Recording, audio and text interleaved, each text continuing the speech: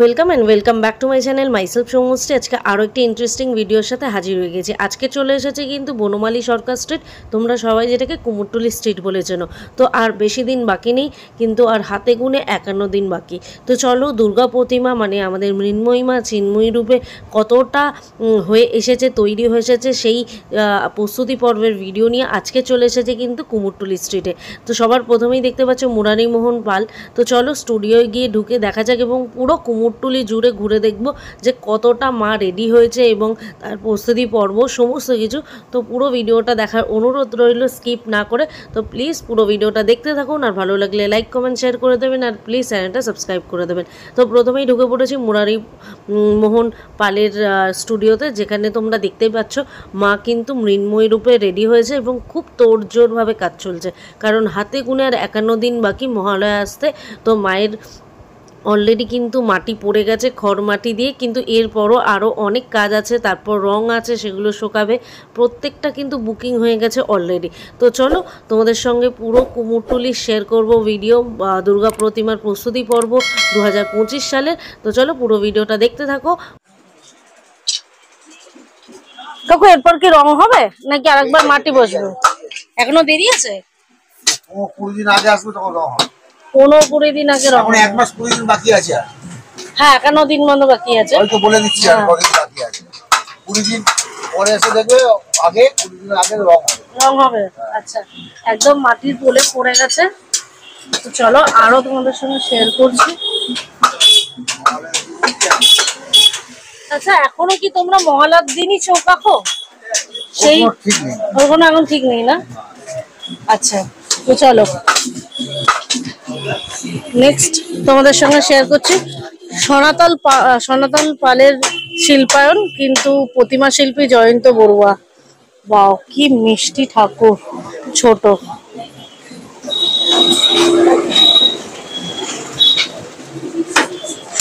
এখন এই চালাটাই রেডি হচ্ছে, ছোট ছোট ঠাকুরের একদম মিডিয়াম এইগুলো।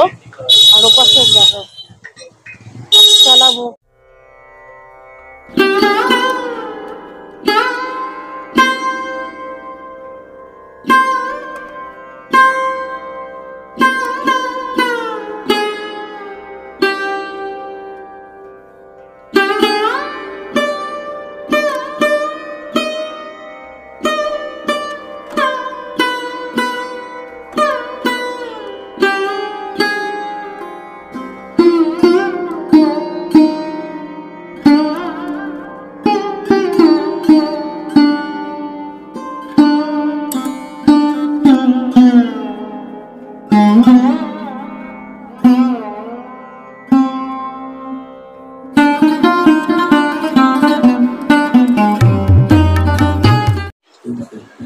আচ্ছা, এটা হচ্ছে সুবল পাল, ইনি শিল্পী। এনার ফোন নাম্বার তো ব্যানারে দেওয়া আছে। আর ওনার দেখুন, ওয়াও, পুরো একচালা গোল্ডেন কালারের উপরে মূর্তি, পুরো রেডি, পুরো গোল্ডেন।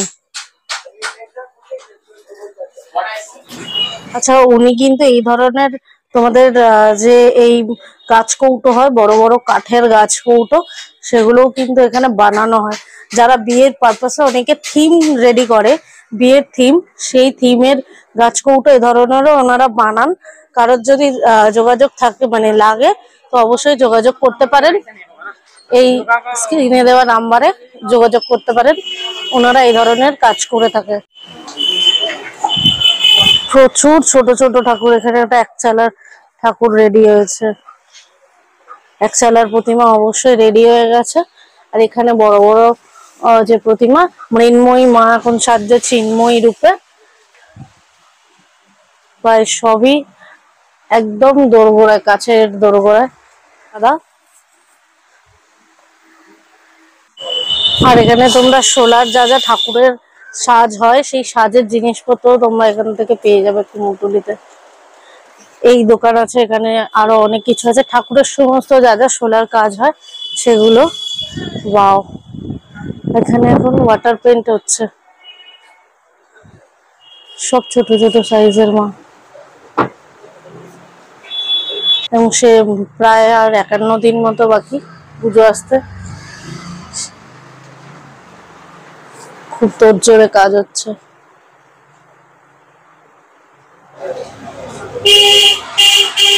এখানে রয়েছে বিশ্বকর্মাও রেডি হচ্ছে কিন্তু, কারণ দুর্গাপুজোর আগে বিশ্বকর্মা আসে। ওয়াও, অলরেডি গৌণ রেডি হয়ে গেছে। গণপতি বাপ্পা ইন্ডিভিজুয়াল এগুলো, আর এখানে মা প্রতিমা।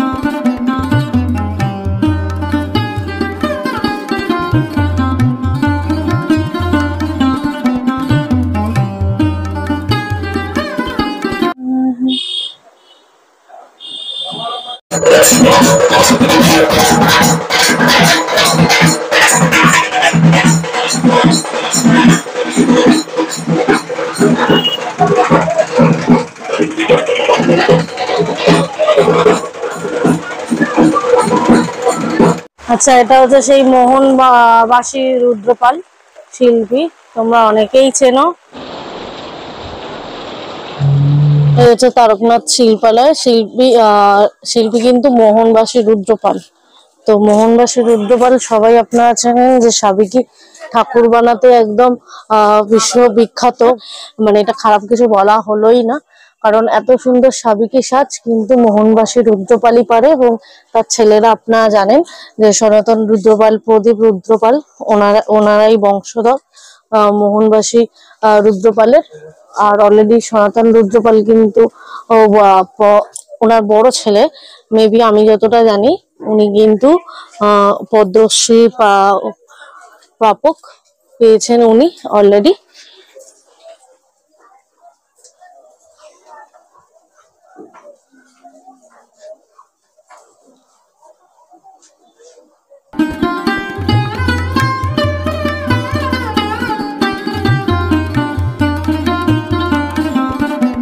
মোহনবাসী রুদ্রপালের স্টুডিও।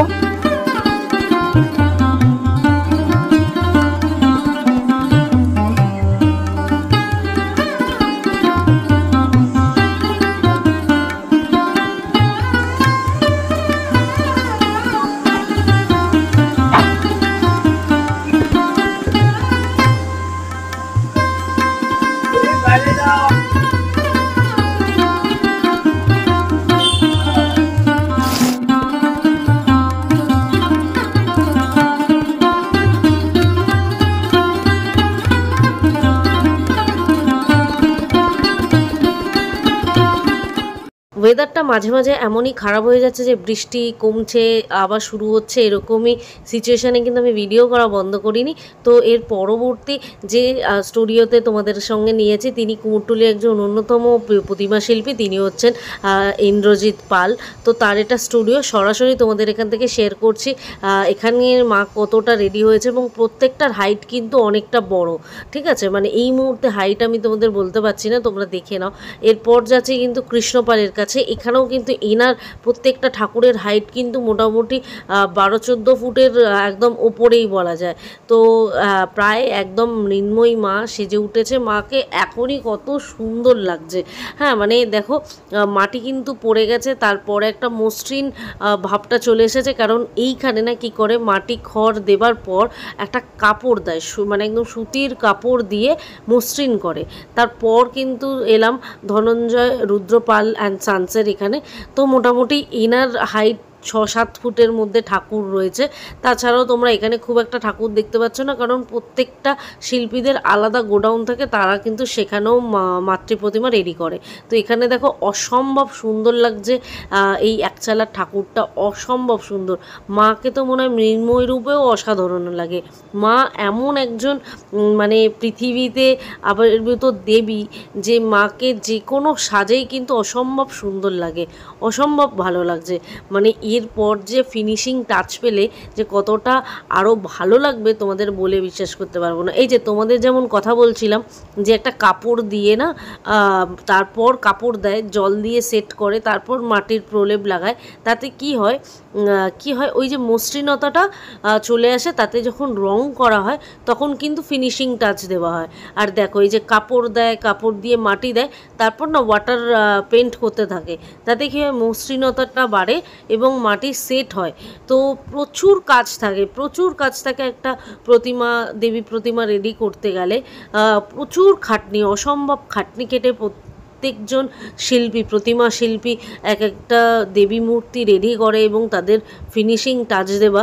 আর এখানে দেখো অসম্ভব সুন্দর একটি দেবী প্রতিমা পুরো পদ্মের ওপরে বসে রয়েছে, খুব সুন্দর। এটা তো তোমাদের সঙ্গে শেয়ার করব যখন রং হবে কেমন দেখতে হবে। কুমোরটুলিতে এত প্রতিমা শিল্পী এবং তাদের যে ওয়ার্কশপগুলো একটা ভিডিওতে তোমাদেরকে শেয়ার করা একদমই সম্ভব না। আমি পরবর্তী নেক্সট আরও একটা পর্ব কিন্তু আমি শেয়ার করব, তো অবশ্যই তোমরা সেই ভিডিওটা দেখো। তো এখানে আরেকজন হচ্ছে রাখাল পাল অ্যান্ড সান্স, বিক্রমপুর শিল্পাগার। তো চলো ভেতরে যাওয়া যাক। ভেতরে গিয়ে এখানেও দেখি যে শিল্পীর হাতের কাজ অসাধারণ, এবং তার সাথে সাথে এই যে কাজটা করেছে, এই কাজগুলো হচ্ছে একদম ছাঁচের ওপর, তো ছাঁচের ওপর করে দেওয়া হয় এগুলো। তো মাকে অসম্ভব সুন্দর লাগছে, খুব সুন্দর নিখুঁতভাবে পরিকল্পিত একটি কাজ। এবং এই দেখো এখানে কিন্তু নিচে কড়াই আছে যে ছাঁচের ওপর দিয়ে সব এগুলো রেডি করে রেখেছে, পরে এগুলো কিন্তু এখানে অ্যাটাচ করে দেওয়া হয়। তো খুবই সুন্দর হাতের কাজ শিল্পীর, এবং অসাধারণভাবে একটা পরিকল্পনা করে এই যে এক্সিকিউট করা, এই যে এই এত সুন্দর একচালের ওপরে সুন্দর ডিজাইনের ওপরে তার গহনার যে ডিজাইন সেটাও মাটির উপর একদম নির্মিত করা হয়েছে। তো খুবই সুন্দর কিন্তু কাজগুলো।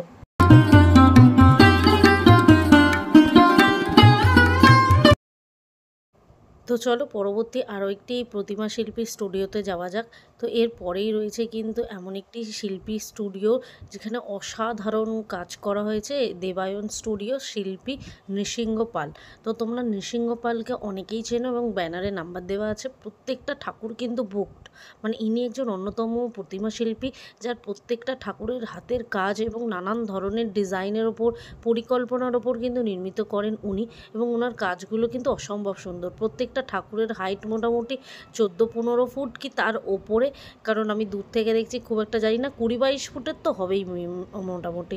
তো চলো পুরো একবার ঠাকুরটা দেখে নাও কত সুন্দরভাবে বানানো।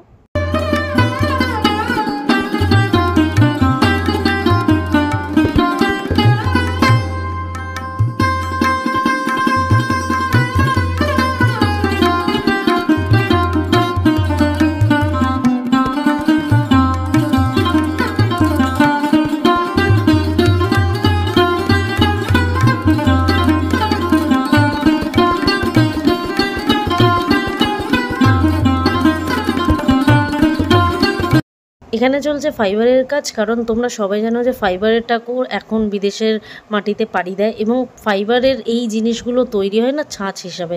তো এই ছাঁচের মধ্যে মাটি দিয়ে এগুলো কিন্তু প্রতিমা গড়া হয়, এবং নানান ধরনের তোমরা দেখলে যে গণেশ ঠাকুর, আরও অনেক ঠাকুর, সেগুলো কিন্তু এইভাবেই তৈরি করা হয় ফাইবার দিয়ে।